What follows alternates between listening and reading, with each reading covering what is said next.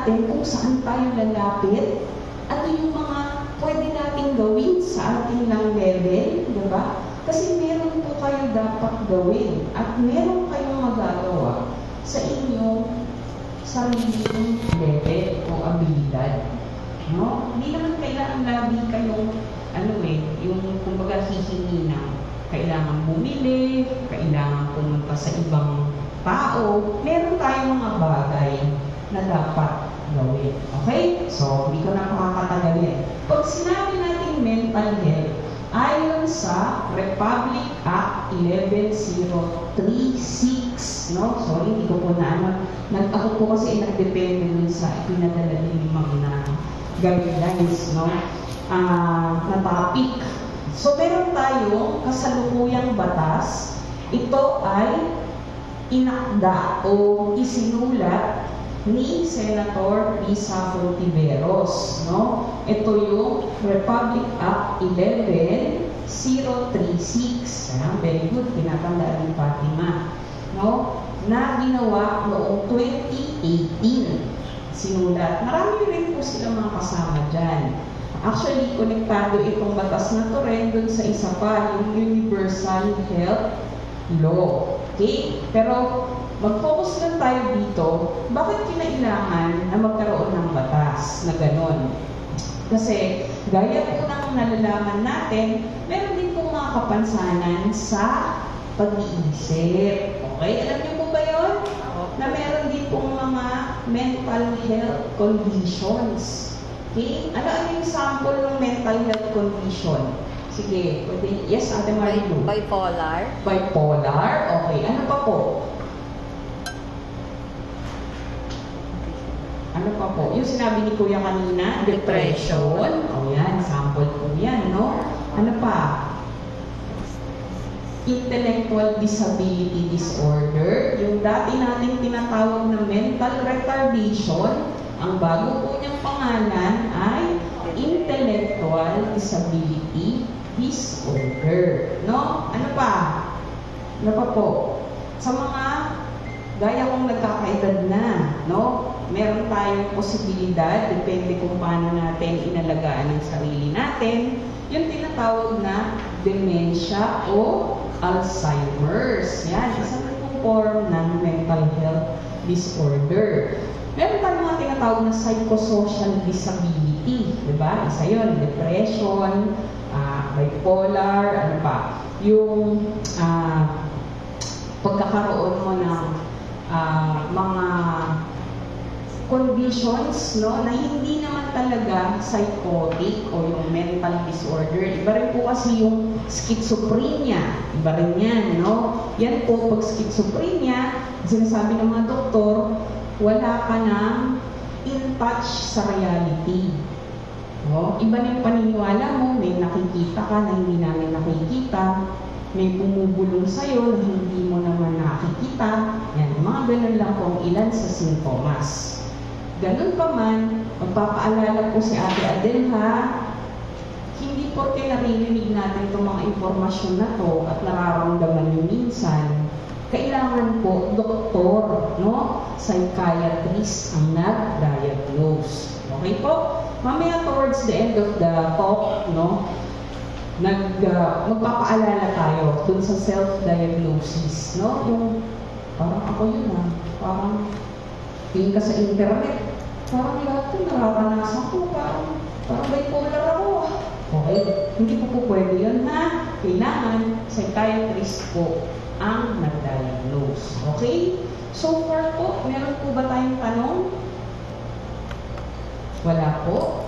Ay, sige, Ate Marie. Minsan po gusto magpa-psychology, kaya lang po, ang mahal po. Okay. Isa po yan sa ating pag-uusapan mamaya. Totoo, no? Karamihan ay mahal kasi private. Tapos sa gobyerno, parang ilan lang, no? Tapos kung may makita kang libre, pila ka pa, gising ka ng maaga. No? Saan po yung may libre pala? Hindi kung saan may libre, yes, malalaman po natin. Sa ngayon, Ma'am Uziel, wala pa po dito, no? Pero isa yan sa ways forward ng pamahalaan ng Quezon. So, magpipray tayo na sana magkaroon din ng sarili ang ospital na to. Okay? So, kaya mahalaga itong bakit natin malaman itong mental health awareness. Kasi, may mga bagay na hindi na natin kailangang iasa sa doktor. Okay po ba yun?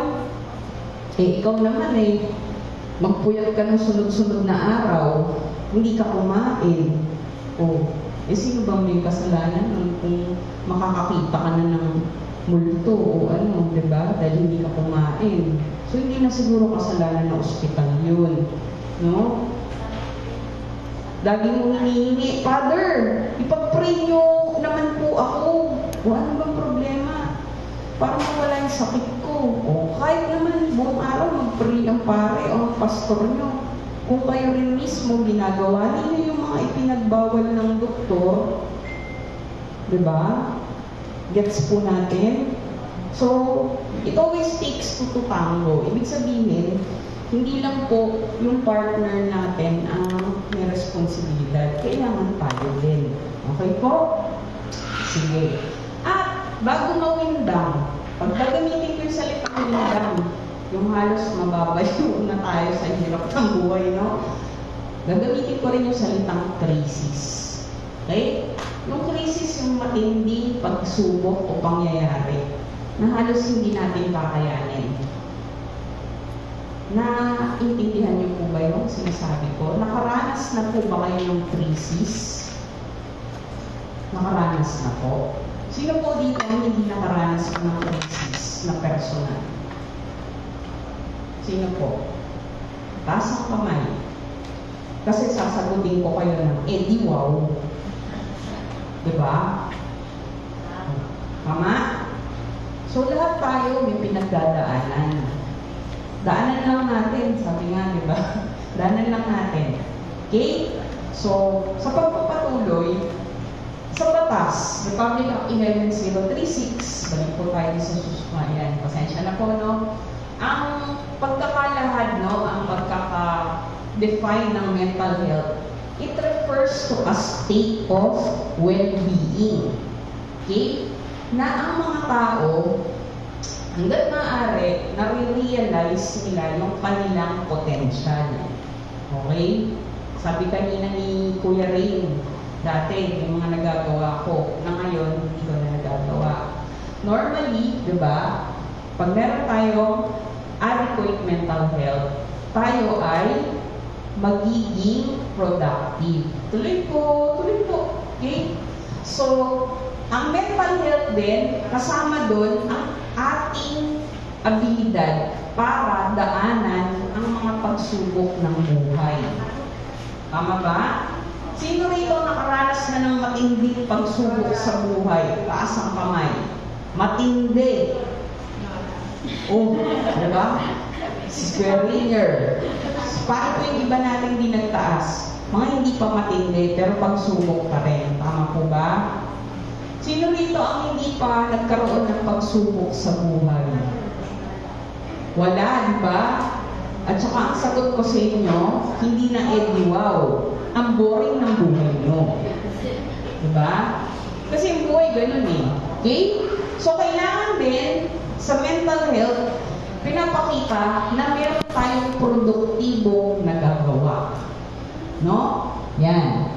Tapos, nahaharap natin ang pinakamatindi o matitinding pagsubok sa buhay. Kung meron tayong trabaho, nagagawa natin ang ating trabaho, at sa pangkalahatan, hindi tayo tumitigil sa pag-ambag sa ating bayan. O huwag ka na sa bayan mo, sa lungsod mo na lang. Kasi naniniwala tayo na bawat isa po sa atin, merong inaambag. Tatay Norman, naniniwala ka po ba? Sa balik po, meron po ba ang naiaambag kayo sa inyong lugar? O sa inyong pamilya na lang po, Tay Norman? Ano po yun?